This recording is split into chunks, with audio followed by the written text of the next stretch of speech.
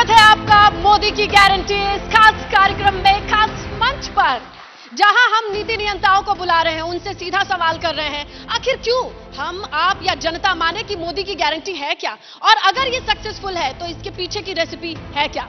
इसी के लिए हमने मंच पर उन नीति नियंताओं को ही बुला रखा है। और अब अगले सत्र की ओर आगे बढ़ते हैं। इस वक्त मंच पर मौजूद हैं सत्यपाल सिंह बघेल यानी एसपी सिंह बघेल जी, स्वास्थ्य एवं परिवार कल्याण राज्य मंत्री, और उनसे सवाल करेंगे हमारे वरिष्ठ सहयोगी Akhilesh Anand. Over to you Akhilesh. शुक्रिया स्नेहलता आपका। तो जैसा कि हमारे दर्शकों को पता है कि चुनावी खबरों का मतलब एबीपी न्यूज, तो उसी वादे को निभाते हुए ना सिर्फ हम ग्राउंड जीरो पर मौजूद हैं, पल पल का हाल आप तक हम पहुंचा रहे हैं, चुनाव से पहले से लेकर नतीजों के बाद तक, बल्कि आज ये खास मंच भी हमने सजाया है। सरकार के तमाम जो कद्दावर मंत्री हैं मोदी सरकार के, वो इस मंच पर पहुंच रहे हैं, अपनी बात रखेंगे। विपक्ष के जो बड़े चेहरे हैं वो भी आएंगे। एक खास बात जो देखने को इस बार मिल रही है, वो प्रधानमंत्री मोदी का जब नतीजों के बाद का संबोधन था, उसमें गारंटी की बात कही गई। उसके बाद से यह शब्द जो है गारंटी, ये बहुत ज्यादा चर्चा में है। एसपी सिंह बघेल साहब मेरे साथ यहां पर मौजूद हैं, उत्तर प्रदेश से आप आते हैं, कद्दावर नेता हैं, मंत्री हैं। बघेल साहब, ये गारंटी का क्या मतलब हो गया? माइक ले लीजिए सर।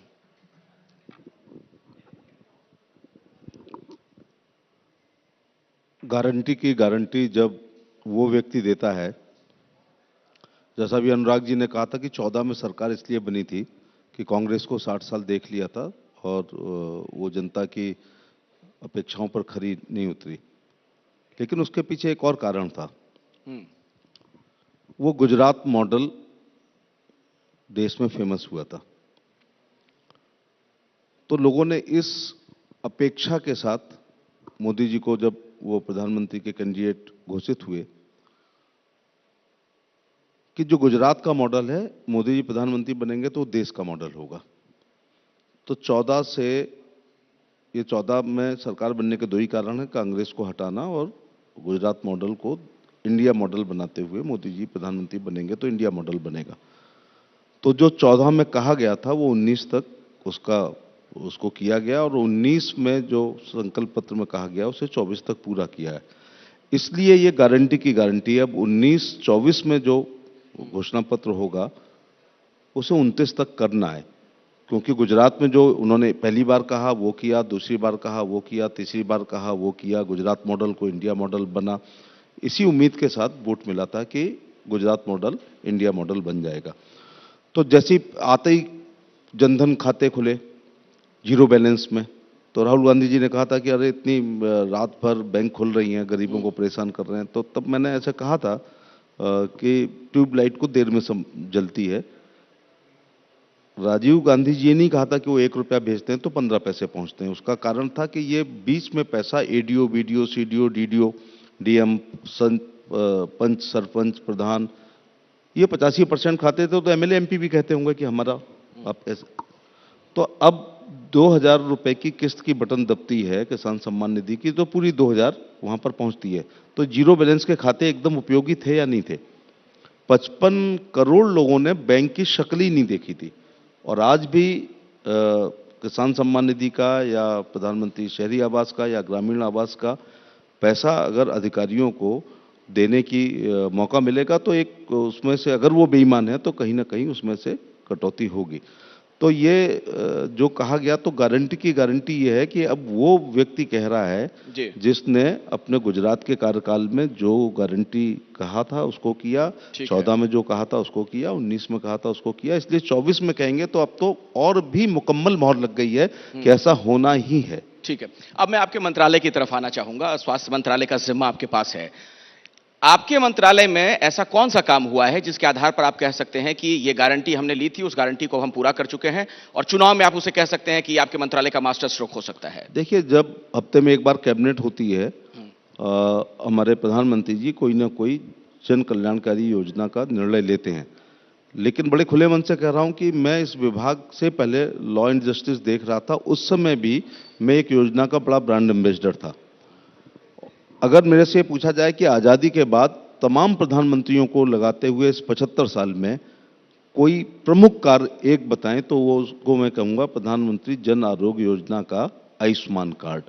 वो मैं इसलिए कहूँगा कि 80 करोड़ लोग जिस देश में 5 किलो गेहूं और चावल निःशुल्क ले रहे हों, 4 करोड़ लोगों के पास आवास नहीं था, 10 करोड़ महिलाएं कंडे पर, खाड़ू पर या तोई पर खाना बना रही हों, अगर वो बीमार होते थे तो हम गांव के लोग एक पहला दिन तो बीमारी का नोटिस में नहीं लेते हैं, दूसरे दिन चाय में अदरक डाल के जुकाम को ठीक करने की कोशिश करते थे, तीसरे दिन काढ़ा वाढ़ा पीते हैं, चौथे दिन अपने जेब में डले हुए रुपयों के अनुसार अपने चिकित्सक का चयन करते हैं। वहीं पर पैसे वाले लोग बीमारी के अनुसार एक्सपर्ट या स्पेशलिस्ट डॉक्टर का या बड़े अस्पतालों का चयन करते हैं। तो फिर वो जाता है, डॉक्टर साहब बीमार हैं, तो कहते हैं 5 दिन का भाई कोर्स चलेगा, तो कहता है भाड़ में जाए कोर्स आपका, ये मेरे पे 45 रुपए हैं, 50 हैं, 60 या 70 हैं, इसमें जितनी दवाई आती हो एक क्वालिफाइड डॉक्टर तो कोर्स के अनुसार, मेडिकल साइंस के अनुसार कहेगा। फिर वो जाता है किसी झोला छाप डॉक्टर के पास और वो नीली पीली गोली कागज में लपेट करके देता है। अब हम सबको मरना है, लेकिन मोदी जी के कार्यकाल में और उसके बाद भी इलाज के अभाव में कोई नहीं मरा करेगा, क्योंकि आयुष्मान कार्ड को मैं इस शताब्दी की सबसे अच्छी योजना मानता हूं, क्योंकि ये 80 करोड़, जो अनुराग जी ने कहा 80 करोड़, 5 किलो गेहूं चावल, 4 करोड़ आवास, 5 करोड़ शौचालय केवल 20,000 वाला और 10 करोड़ अपना उज्ज्वला वाले, ये लोग नहीं इलाज करा सकते हैं। तो मैंने इलाज होते हुए, खेत बेच करके इलाज करते हुए अपने गांव में देखा, 3 रुपए अथवा 5 रुपए सैकड़े पर उधार लेकर के इलाज कराते हुए देखा, और मैंने बीमारी के पहले दिन महिला को जेवर के साथ देखा और 10 दिन बाद जब मैं हॉस्पिटल गया तो उसके जेवर गायब थे, जेवर को बेच करके इलाज कराते हुए देखा। इसलिए ये कोई जुमला नहीं है। ठीक है। 70,000 करोड़ रुपए आज सुबह तक इंडिपेंडेंट हॉस्पिटल को हम निर्गत कर चुके हैं। लगभग 6 करोड़ लोग अस्पताल में भर्ती होकर के इलाज करा चुके हैं और 27,000 अस्पतालों को हम लोग इंडिपेंडेंट कर चुके हैं। ठीक है। अच्छा बघेल साहब, अब मैं 2024 की बात करूंगा कि 2024 के लिए क्या रोड मैप है, और सवाल का जो संदर्भ है वो ये है कि सिर्फ उत्तर भारत से क्या आप सरकार बना लेंगे 2024 में, दक्षिण का जो द्वार है उस पर अभी भी ऐसा लग रहा है कि आप दस्तक ही दे रहे हैं। तो इसमें आप कैसे, आपको लग रहा है कि ये जो मोदी जी की गारंटी है उसका जादू वहां भी चलेगा? बिल्कुल चलेगा, क्योंकि ये योजनाएं हैं, ये क्षेत्र के लिए नहीं है। मुख्यमंत्रियों की योजनाएं अपने राज्य के लिए होती हैं, केंद्र सरकार की जो योजनाएं हैं वो कश्मीर से लेकर कन्याकुमारी और पूरे देश के लिए है, कच्छ से लेकर कामरूप तक। तो अगर 2,000 रुपए की किसान सम्मान निधि मिलती है तो पूरे देश के उस किसान को मिलती है जिसका खतौनी में नाम है, चाहे वो उत्तर हो, दक्षिण हो, पूरब हो या पश्चिम हो। आयुष्मान कार्ड 3 राज्यों ने लागू नहीं किया है, उसमें एक उड़ीसा है, एक पश्चिम बंगाल है और एक दिल्ली है। अदरवाइज ये 5 करोड़ रुपए में प्रति व्यक्ति प्रति साल पूरे परिवार का इलाज हो रहा है। तो ऐसी फिर वो रिपीट करना पड़ता है बार बार कि गैस सिलेंडर अगर 10 करोड़ गए हैं तो दक्षिण भारत में भी गए हैं, अगर 11 करोड़ लोग किसान सम्मान निधि ले रहे हैं तो दक्षिण भारत के लोग भी का भी उसमें जो अंश है वो ले रहे हैं, अगर 4 करोड़ मकान बने हैं तो दक्षिण भारत में भी कुछ ना कुछ बने होंगे, 4 करोड़ शौचालय अगर बने हैं तो दक्षिण भारत में भी बने होंगे, अगर 11 करोड़ किसान सम्मान निधि पा रहे हैं तो दक्षिण भारत में भी पाए होंगे, कुछ ना कुछ पाए होंगे। तो ये सब मिलाकर के मुंह खाता है तो आंखें झुकती हैं। और अगर ये योजनाएं मैंडेटरी होती तो एहसान नहीं है, क्योंकि अभी मैं मध्य प्रदेश में स्टार प्रचारक था तो क्षेत्र में जाता था तो एक आदमी ने कहा खुल के, अरे भाई आप अपनी जेब से दे रहे हैं क्या? तो और वो बीएसपी का समर्थक था। तो मैंने कहा परम पूज्य बाबा साहब भीमराव अम्बेडकर साहब, जिनका आज परिनिर्वाण दिवस है, उन्होंने संविधान में बहुत बातें अच्छी लिखी हैं, लेकिन किसी पेज पे ये नहीं लिखा है कि राज्य की फंडामेंटल ड्यूटी है कि 5 किलो गेहूं चावल दे और जनता का अधिकार है फंडामेंटल कि वो उसको खाए, शौचालय बनाना हमारी ड्यूटी हो और उनको उपयोग करना उनका अधिकार हो। तो ये मोदी जी के ये ऑब्लिगेटरी योजनाएं हैं। मुंशी प्रेमचंद की पूछ की रात एक कहानी है, बिल्कुल, जिसको डल्लप पिलो पे सोने वाले और एसी में रहने वाले याद करके 90% नंबर तो ला सकते हैं, लेकिन उसके दर्द और मर्म को वही समझ सकता है जिसने पूस की एक कड़कड़ाती ठंडी रात एक पिछौरा में काटी हो। नरेंद्र मोदी जी ने काटी है। 10 बाई 15 के कमरे में पूरा परिवार रहा है, खुद ने चाय बेची है, माँ ने दूसरे घरों में काम किया है, इसलिए ये गरीब कल्याणकारी योजनाएं बनी है। चांदी की चम्मच मुंह में लेके पैदा होने वाले लोग कभी यहाँ तक बना ही नहीं सकते। मैंने सर जो सवाल आपसे पूछा था साउथ इंडिया को लेकर, जो मैंने कहा था कि अगर वहां पर आपकी बहुत अच्छी उपस्थिति नहीं है तो 2024 का रास्ता कैसे तय करेंगे, उसका एक कॉन्टेक्स्ट भी था। डीएमके के एक सांसद ने तंज किया है आप लोगों पर, वो कह रहे हैं कि बीजेपी सिर्फ गोमूत्र वाले राज्यों में जीत सकती है। बीजेपी वहां भी जीती है जहां पर गौवंश वध निवारण अधिनियम लागू नहीं हुआ है। नॉर्थ ईस्ट की कुछ स्टेट में, इससे अच्छा कोई जवाब हो नहीं सकता है। तो केवल जहां गौमूत्र है या गौ माता है वहीं नहीं जीत रहे। नॉर्थ ईस्ट में जैसा भी बताया था कि 8 में से 6 जगह एनडीए की सरकार है, 7 जगह है। और नॉर्थ ईस्ट की कुछ राज्यों ने गौवंश वध निवारण अधिनियम को नहीं माना, वहां ये सब स्लॉटरिंग होती है। तो ये ठीक नहीं है। देखिए, ये पेरियार द्वारा प्रशिक्षित पार्टी है, द्रविड़ मूवमेंट से निकली हुई है। तमिलनाडु के वोटरों को ध्रुवीकरण करने के लिए गाहे बगाहे ये एक स्ट्रेटजी के तहत, राजनीति की रणनीति की तहत बयान दिए जाते हैं। रणनीति की तरह बयान ना दिए जाते हों तो हाईकमान उनके ना एक्सप्लेनेशन कॉल करता है, ना उनको पार्टी से निकालता है। स्टालिन के बेटे ने जो सनातन को लेकर के मलेरिया और डेंगू कहा, वो भी ठीक बात नहीं थी। और ये कहा गया, और ये भी करुणानिधि जी ने भी अपने समय जब राम सेतु की बात कही थी तो उन्होंने राम के अस्तित्व पर भी शंका जाहिर की थी। तो राम सेतु की तो उन्होंने टोटल डिनाई ही कर दिया था। तो डीएमके के इस बयान को आप लोग ऐसे क्यों पेंट कर देते हैं कि पूरी जो इंडिया गठबंधन है वो सनातन विरोधी है? गाहे बगाहे उनकी इस प्रकार के बयान ही उनकी मानसिकता को प्रदर्शित करते हैं। लेकिन मैं उनसे ये कहना चाहूंगा कि गाय जो है ये पैरेलल इकोनॉमी है किसान की। मैं कहता हूं कि 5 बीघे जमीन अगर किसी किसान के पास है तो वो उतना फायदे में नहीं है जितने किसी के पास 5 साहिवाल गाय या 5 हरियाणवी या 5 थारपारकर या 5 गिरी या 5 गंगा तीरी गाय हैं या 4-5 मुर्रा भैंसे हैं या भदावर भैंसे हैं। तो ये पैरेलल इकोनॉमी है, तो गाय का अपमान नहीं करना चाहिए। माँ के दूध के बाद अगर कोई अच्छा दूध है, A2 मिल्क है, तो हमारी गिर गाय का दूध होता है और 33 करोड़ देवताओं का उसमें वास होता है। और ये सिद्ध हो गया है कि भारतीय मूल की गाय के मूत्र में कैंसर से लड़ने की भी क्षमता होती है। गोबर से कीटनाशक का बहुत अच्छा वो होता है। और गौमूत्र पान भी लोग करते हैं। और हमारे यहाँ तो मुरारजी भाई स्वमूत्र पान भी करते थे। और वो स्वमूत्र पान अगर करते थे तो उस जमाने में मजाक उड़ी थी, लेकिन 100 वर्ष जिंदा रह करके उन्होंने ये भी सिद्ध कर दिया था कि स्वमूत्र पान से फायदा होता है। अब आप गारंटी पे सारी बातें कह रहे हैं मोदी जी की गारंटी पर अब जनता भरोसा कर रही है। लेकिन जब सिर्फ गारंटी पर ही भरोसा कर रही है तो फिर आप पर आरोप जो लगता है विपक्ष की तरफ से कि आप धर्म का कार्ड खूब खेलते हैं राजनीति में। राजस्थान में भी लोगों ने देखा कैसे कन्हैया लाल का जिक्र बार बार होता रहा। इसके अलावा आपके यहाँ उत्तर प्रदेश से आप आते हैं, वहां भी जगहों के नाम बदलने वाली जो चीज चल रही है, इसके पीछे क्या मंशा है? नहीं, मंशा कुछ नहीं है। क्या ध्रुवीकरण का खेल नहीं है? ये ध्रुवीकरण का नहीं है। ध्रुवीकरण कर रहे हैं हम लोग, महिलाओं का ध्रुवीकरण कर रहे हैं। महिलाओं की योजनाएं दे करके, किसानों के लिए तमाम वेलफेयर योजनाएं तो किसानों का ध्रुवीकरण कर रहा है। गरीब कल्याणकारी योजनाएं तो गरीबों का ध्रुवीकरण हो रहा है। हम ऑटोमेटिक होता है। 3 तलाक को समाप्त किया। एक तलवार हमेशा लटकी रहती थी। हिंदू महिला कि एक जोड़ी चप्पल घिस जाती है तब जाकर के तलाक नहीं हो पाता है। कंसेंट हो जाती है, इसके बाद भी जज अदालत कहती है कि 6 महीने और जाकर के रहो। तो ये ऑटोमेटिक उनका भी ध्रुवीकरण हो रहा हो तो कोई वो बात नहीं है। लेकिन मुख्य बात यह है कि अयोध्या जी पे आ जाते हैं। द्वापर को गुजरे हुए 5200 साल हुए हैं, तो त्रेता तो लाखों साल पहले है। तो अयोध्या का नाम फैजाबाद क्यों रखा गया था और क्यों बर्दाश्त किया गया आज तक? जो इस्लाम है वो 7वीं शताब्दी का है।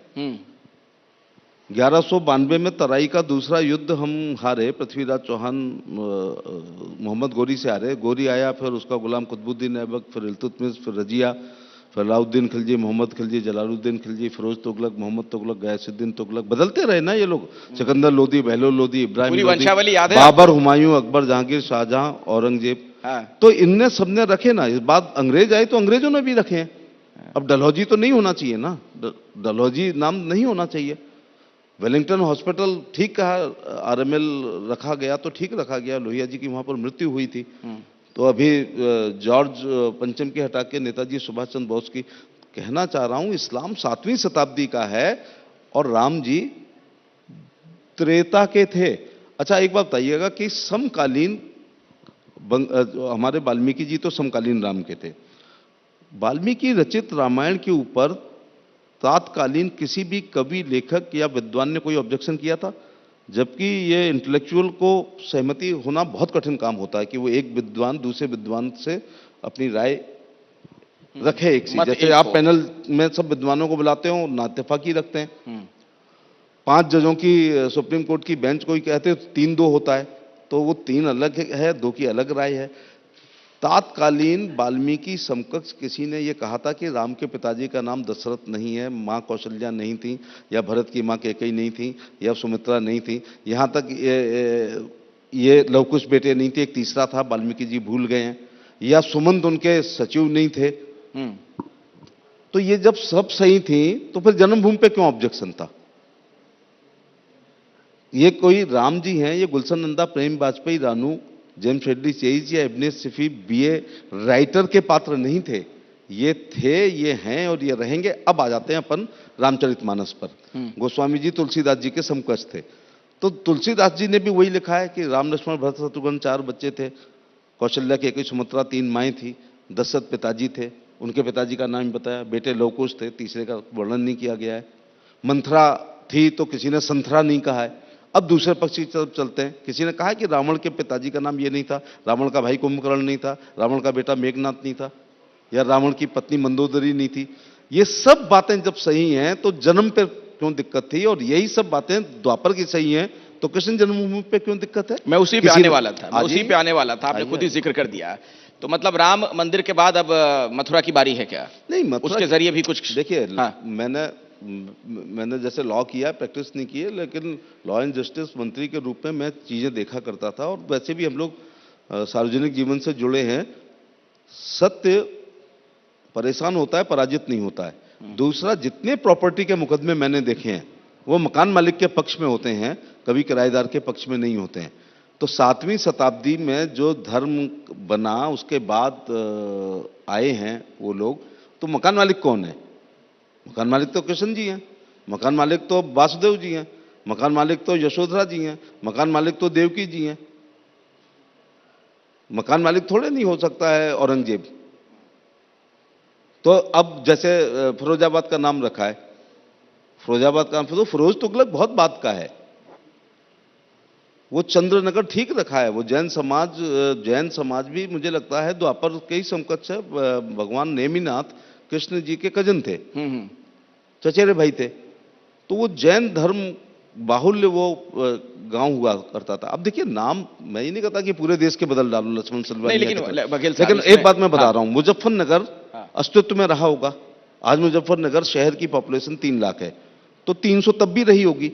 तो बिना नाम के था क्या मुजफ्फरनगर? देखिए, सवाल इसलिए गाजियाबाद, जो विपक्ष भी मुजफ्फरपुर, फिर आगरा में शमशाबाद, तो आगरा में फतेहाबाद, तो आगरा में मोहम्मदाबाद, तो फिरोजाबाद, तो शुकाबाद। सुन तो लीजिए किसने? हाँ, सवाल इसलिए पूछा जाता है कि नाम रहे होंगे। पीछे मंशा ये तो नहीं है कि धर्म की बात बार बार करो, लोगों की भावनाएं इससे भड़केंगी और भावनाओं के आधार पर वोटों की खेती हो जाती है। फिर नहीं, धर्म राजनीति एक अल्पकालीन धर्म है। लोहिया जी ने कहा था धर्म एक दीर्घकालीन राजनीति है, वो तो हमेशा रहेगी।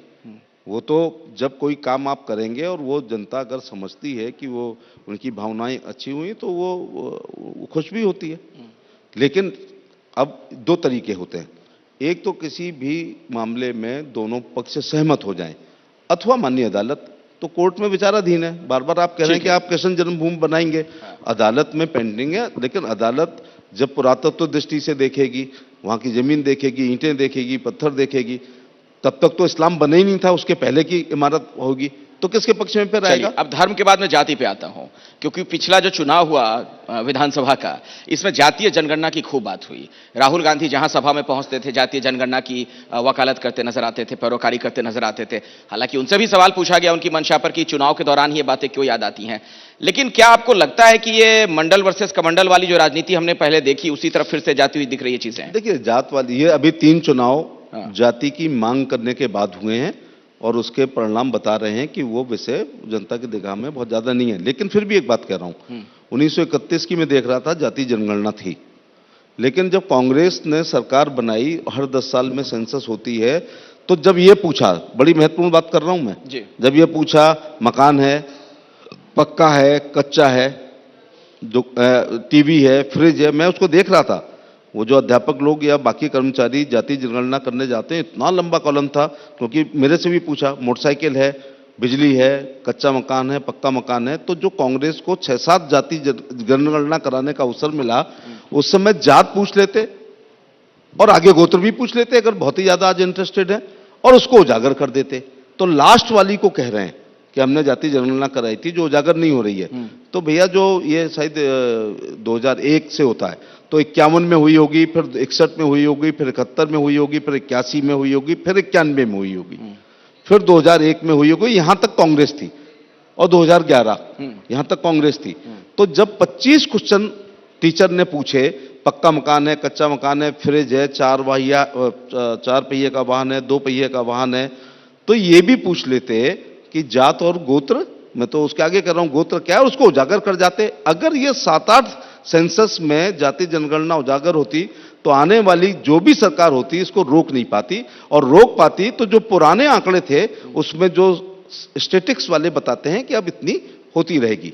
ठीक है, अब जो परिणाम आए हैं उन पर मैं आपसे बात करना चाहूंगा। जो आप लोग 3-1 से एक तरीके से सेमीफाइनल मुकाबला जीत गए हैं, और आपके कई नेता तो उत्साहित होकर अब 400 पार का नारा भी लगा रहे हैं। सवाल मेरा यह है कि कांग्रेस आपको वोटों का आंकड़ा आपके सामने रख रही है, वो कह रही है कि देखिए वोट तो हमें आपसे ज्यादा मिला है, वोट शेयर की बात की जा रही है कि हमें चारों राज्यों में 4 करोड़ 90 लाख वोट मिले, आपको 4 करोड़ 81 लाख वोट मिले बीजेपी को, तो 10 लाख वोट उनको ज्यादा मिले, भले सीट ना मिल पाई हो। गांव में बड़ी अच्छी कहावत है, हिसाब लगाया ज्यों का त्यों और कुनबा आखिर डूबा क्यों।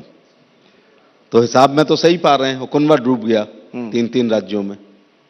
तो वो उसके मामले में तो मैं यही कहना चाहूंगा कि दक्षिण भारत ऐसा नहीं है, सरकार बनेगी पूरे देश से, कहीं अपेक्षाकृत कम होता है, कहीं अपेक्षाकृत ज्यादा होता है। लेकिन जैसे अभी तमिलनाडु में विधायक कभी सोचा था, कल्पना की थी, हाँ, तेलंगाना में वोट बहुत बढ़ के आया है। नॉर्थ ईस्ट में जहां पर धर्म परिवर्तन हो रहा था, भारतीय जनता पार्टी के लिए कोई स्थान ही नहीं था, क्रिश्चियनिटी बढ़ रही थी, वहां सरकारें हैं, बहुमत के साथ सरकारें हैं। तो वो जो नारा था सबका साथ सबका विकास सबका विश्वास और सबका प्रयास, बिल्कुल सही हो रहा है। आपके संचालकन कहा था कि मैं शेर वेर पढ़ता हूँ, वास्तव में गरीब लोग, सरकार बहुत छोटा था तो इतना बढ़िया नारा लगा था, क्योंकि तब हम गुर्बत में रह रहे थे, गरीबी हटाओ। और देश भर के गरीबों ने इस उम्मीद के साथ जी कि अगर, मुझे लगता गाय बछड़ा था या 2 बैलों की जोड़ी रही होगी, तिवारी जी ज्यादा बेहतर बता पाएंगे, उस समय जब ये नारा था गरीबी हटाओ, तो मुझे लगता 2 बैलों की जोड़ी वही चुनाव चिन्ह कांग्रेस का रहा हो। वो गाय बछड़ा बाद में आया और पंजाब बाद में आया जी। तो हम सब गरीबों ने ये सोच के वोट डाला कि केवल हमें मोहर लगानी है और गरीबी हट जाएगी। अगर हट गई थी तो ये 80 करोड़ कौन विरासत में मिले हैं जो 5 किलो गेहूं चावल ले रहे हैं। अगर गरीबी हट गई थी तो 4 करोड़ लोग कौन है जो पॉलीथिन में, छप्पर में और उसमें खपरेल में रह रहे थे।